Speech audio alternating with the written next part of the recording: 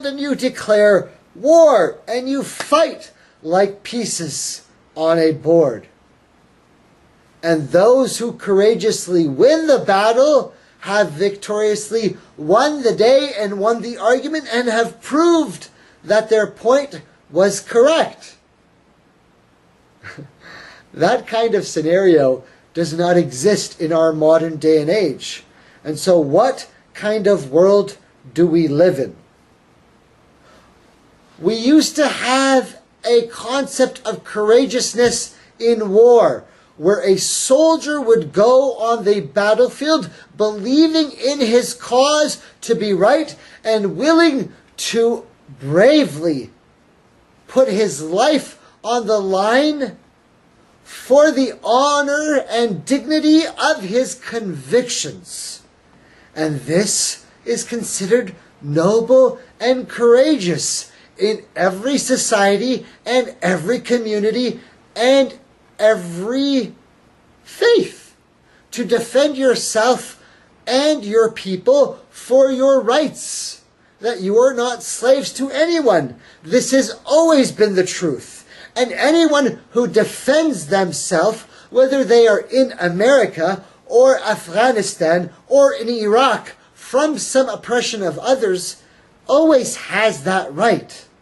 Now those who are in the West will say, well, that sounds like you're calling to jihad against America. No, this is something that is a human right, that everybody will defend themselves. The question then becomes, what happens when you no longer have a playing field of war, an actual checkerboard where soldiers line up? We have a very ambiguous situation.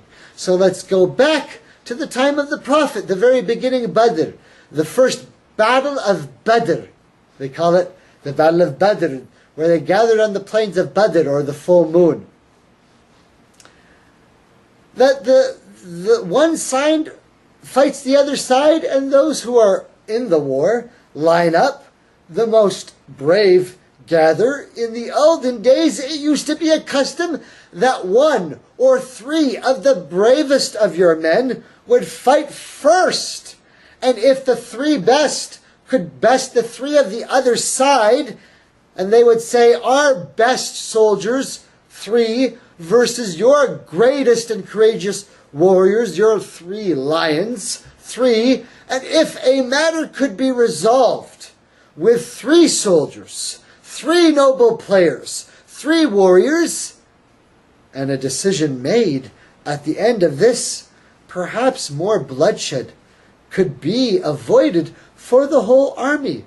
This used to be the traditional fashion, where meeting on a battlefield and being victorious signified a sign for those who were seeking truth, that our side has come against your side, seeking to see whether we are correct or you are correct. And if we are victorious, then that means fate has decided by the hands of fate that we should be victorious. And if you are victorious, fate has decided that. And if it could be decided by 3 noble warriors, and the whole army could avoid warfare and bloodshed, then all the better.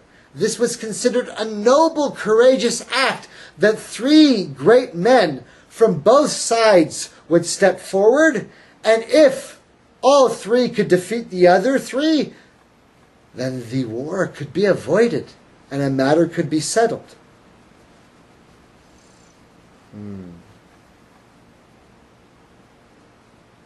Let's go to a story having to do with lions. One of the greatest warriors of our people, Hamza, the lion, the uncle of the Prophet, peace and blessings be upon him, in the second battle, the Battle of Uhud. One of the leaders, one of the leading tribes of the people, Hind, the wife of Abu Sufyan, had gotten jealous against him, because in the previous Battle of Badr, her father had been slain. He was one of the leaders of the disbelievers of Quraysh. And she vowed that she would take revenge. Her emotions were so violent, the energy so angry against Hamza, the lion, that she vowed to remove his heart and eat it. And she paid an Abyssinian slave who had the knowledge of throwing spears. And in the battle of Uhud, she paid him that I will grant you your freedom if you can slay Hamza, the lion, the uncle of the Prophet.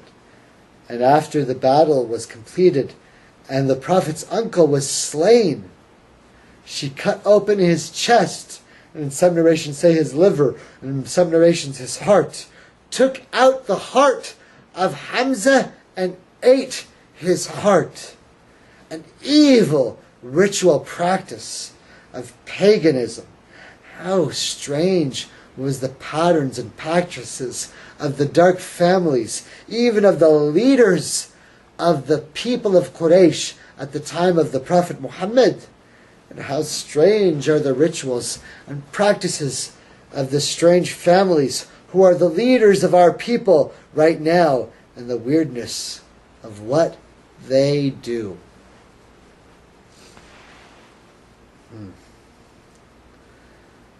Let's go back to something more modern, something more light-hearted. Well, we said that this concept of jihad is not having to do with something personal. It is soldiers meeting on a battlefield. And of course, anytime we're talking about jihad in the traditional sense, we're not talking about anything to do with terrorism. And one of the biggest misnomers that has occurred in the Western audience is that they use jihad as terrorism. Of course, this is a classical misnomer. And it defeats and serves the dark and the violence in a false patterning.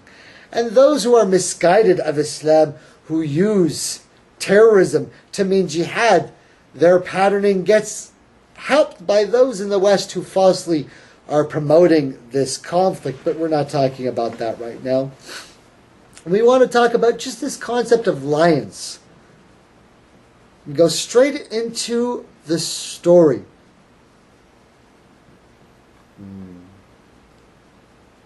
I'm back in Mecca. My wife's with me. We both moved back. My son's been born. My firstborn son, Jibril, we name him. And I'm about to complete my studies. I've had the chance to travel all over the world. I've had the chance to travel and come back and forth and see Pakistan and Bosnia during the war and all my various experiences that we're not going to go into about jihad. Specifically, Afghanistan, the tribal areas, Pakistan, Kashmir, Muzaffarabad, in and out of all the different hotspots, brothers and sisters. It's the late 90s.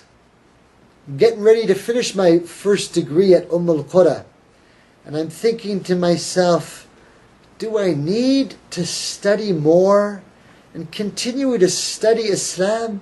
Or should I go back home to the States and be with my family?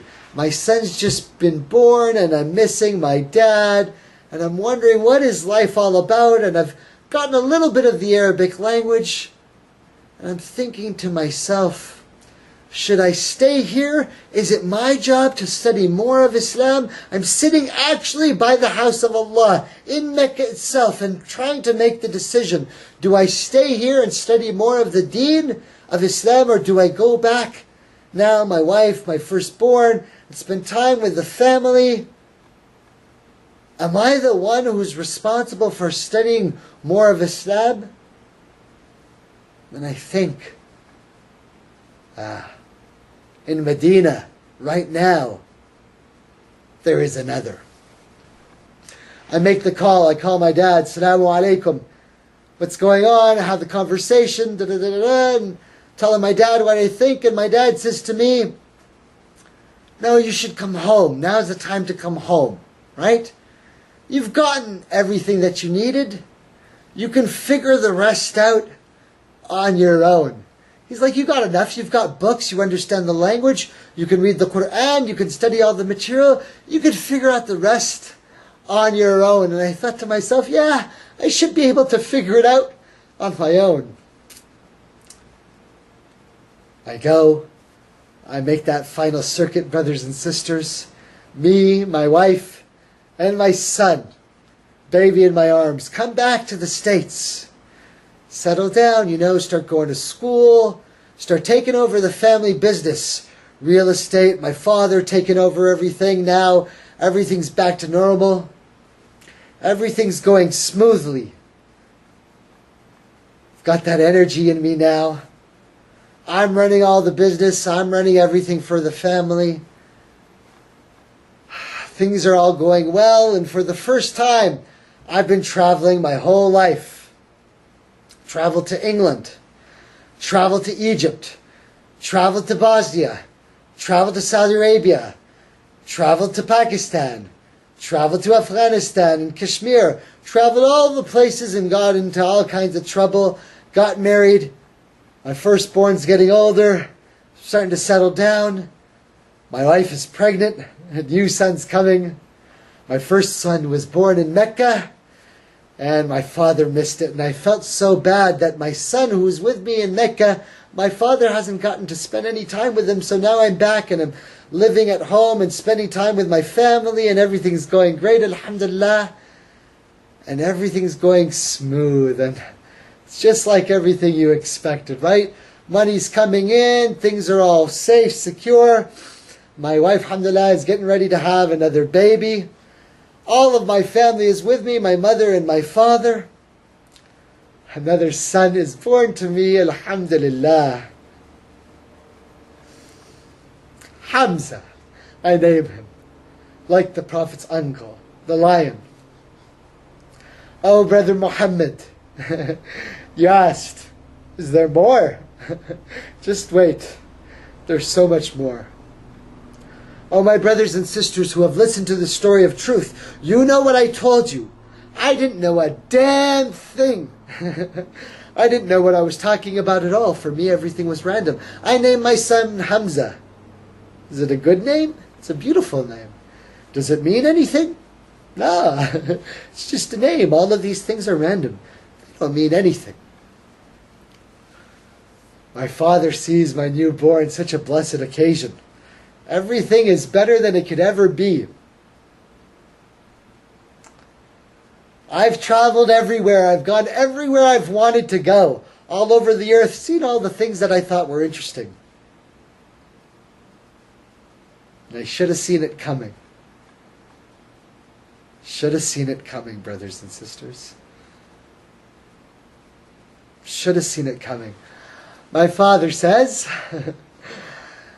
I've done everything I could up to this point to take over every responsibility I could from my father.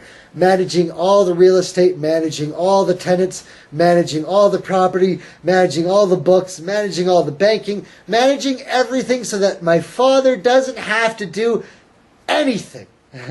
My father spends all of his time going to one lecture to the next lecture, talking to all of his friends and talking to all of his family. And any of you who have ever had the honor of spending even one moment with a man named Shamshad Ali Siddiqui, then you know that he has taught anybody who has been close to him that we are a people who seek one thing. Jannat al-Firdaus bighayri hisab. We seek the highest level, that which we call paradise. That which is not the gardens, that which is not the heavens, that which we call paradise, that which no eye has seen and no imagination can ponder, that which has not even been opened.